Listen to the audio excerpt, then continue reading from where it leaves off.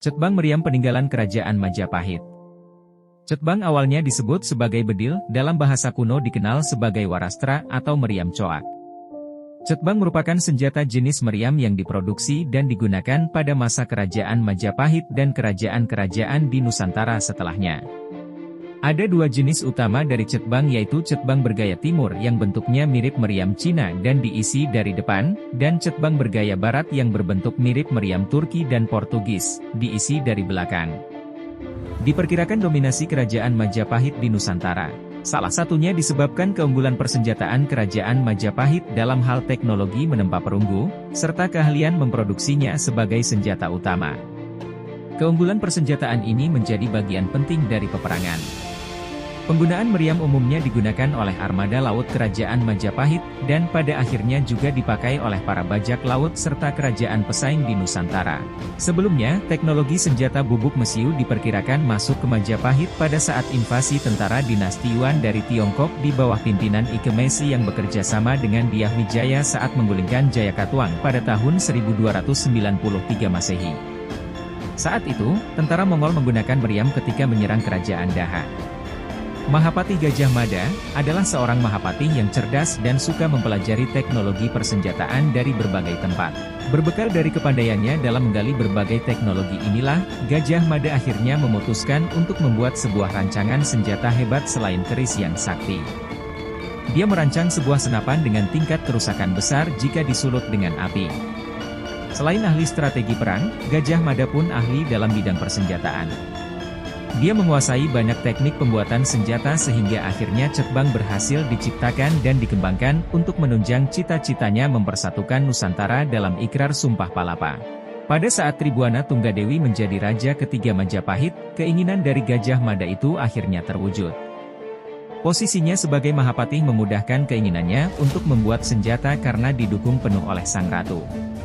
Cetbang sangat berguna dalam peperangan, dan karena reputasinya yang sangat mengesankan, maka penguasa Majapahit memerintahkan Gajah Mada untuk memproduksi cetbang secara besar-besaran.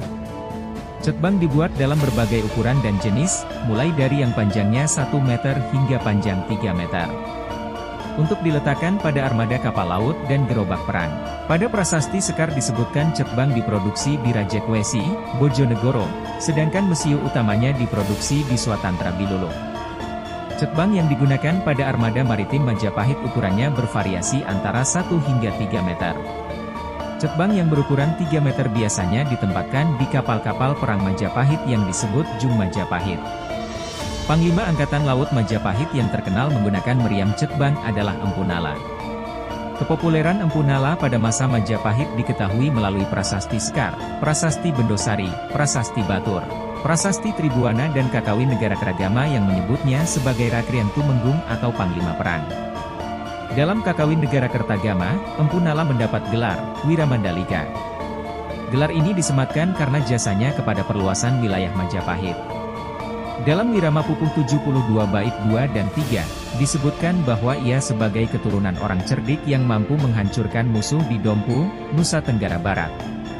Cetbang dipasang sebagai meriam tetap atau meriam putar. Cetbang dengan ukuran kecil dapat dengan mudah dipasang di kapal kecil yang disebut panjajab dan juga lancaran.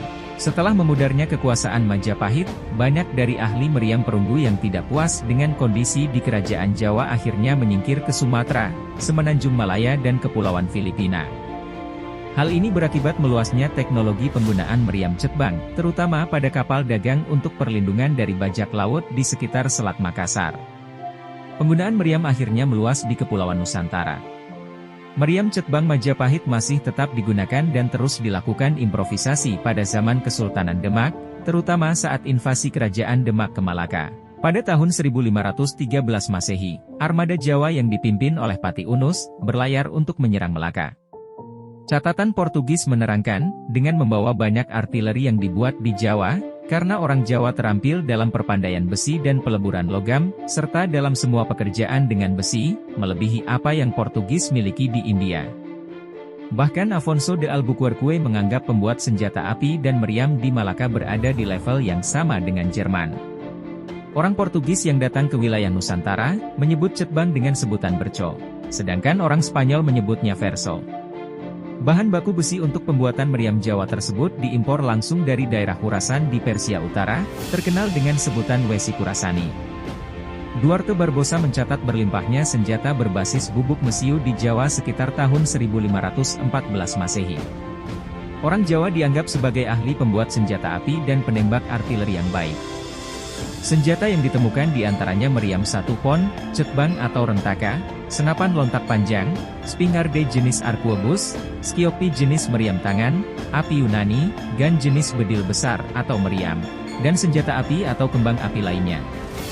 Saat ini beberapa meriam cetbang tersebar dan tersimpan di beberapa tempat diantaranya di Museum Bali, Metropolitan Museum of Art Amerika Serikat, Museum Louis de Chamois Macau, Museum Talaga Manggung, Majalengka, Dusun Bisorang, Kepulauan Selayar, Sulawesi Selatan dan di beberapa lokasi lain.